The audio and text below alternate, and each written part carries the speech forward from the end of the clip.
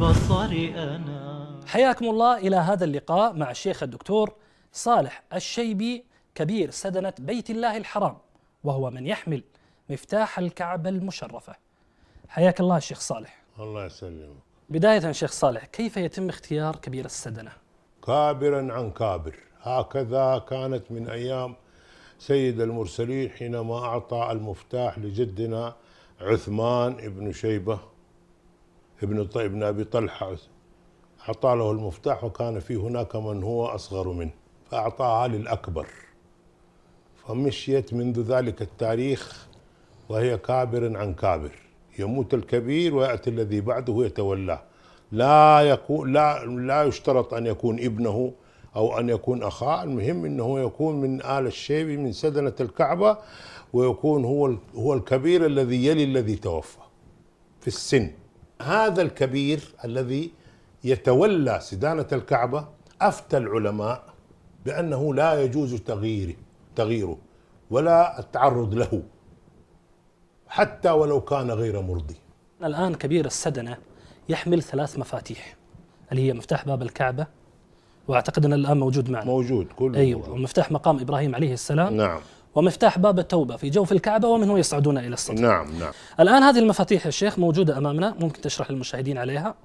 هذا مفتاح باب الكعبة،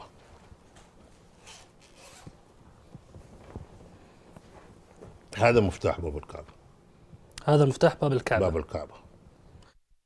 الان باب الكعبة مذهب، مصنوع من الذهب الخالص. نعم. طبعا مفتاح الكعبة او قفلة مصنوعة من الذهب؟ لا أو لا لا.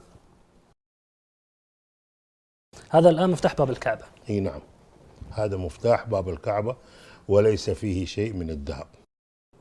وهذا مفتاح باب اللي هو التوبة، باب التوبة نحن سميناه في باب جوف التوبة. الكعبة ومنه يصعدون. هو الباب المؤدي إلى السطح. أي هذا الباب حديث. نعم حديث، كان خشب. ايوه. وفي عهد الملك خالد رحمة الله عليه نزع هذا الباب ووضع باب من الذهب، ونحن سمينا باب التوبة لأنه كنا نضع عليه ستارة على الباب الخشب فيها الآيات اللي هي تحمل ما يتعلق بالتوبة.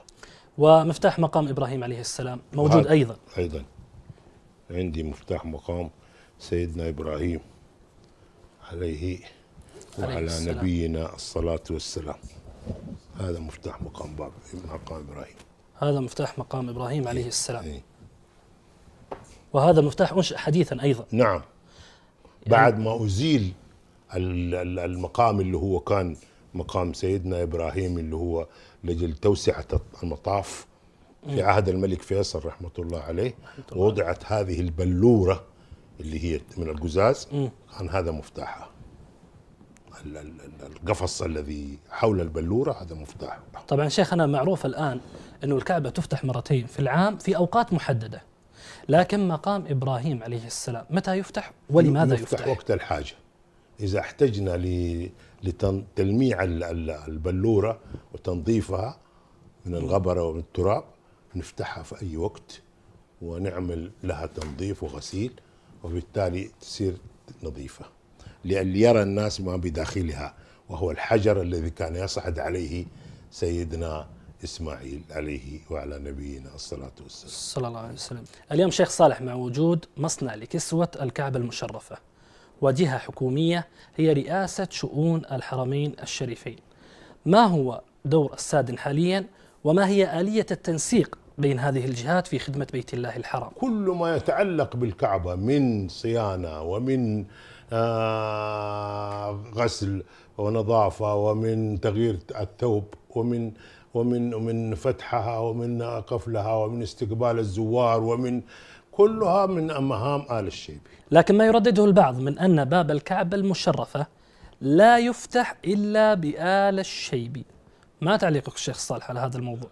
الله سبحانه وتعالى أراد أن يكون هذه السدانة وهذا الولاية هي عند هذه الأسرة إلى يوم القيامة، وقالها رسول الله صلى الله عليه وسلم: خذوها يا بني أبي طلحة خالدة تالدة إلى يوم القيامة لا ينزعها منكم إلا ظالم.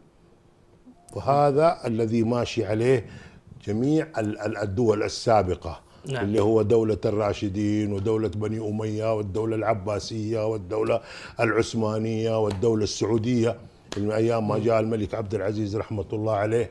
في نهاية هذا اللقاء أشكرك الدكتور صالح بن زين العابدين الشيبي، كبير سدنة بيت الله الحرام، شكرا جزيلا لك. والشكر موصول لكم أنتم مشاهدين الكرام على كرم المتابعة. في أمان الله. الآباء ثمارا فانتشر كعطر في الدنيا وعلى مد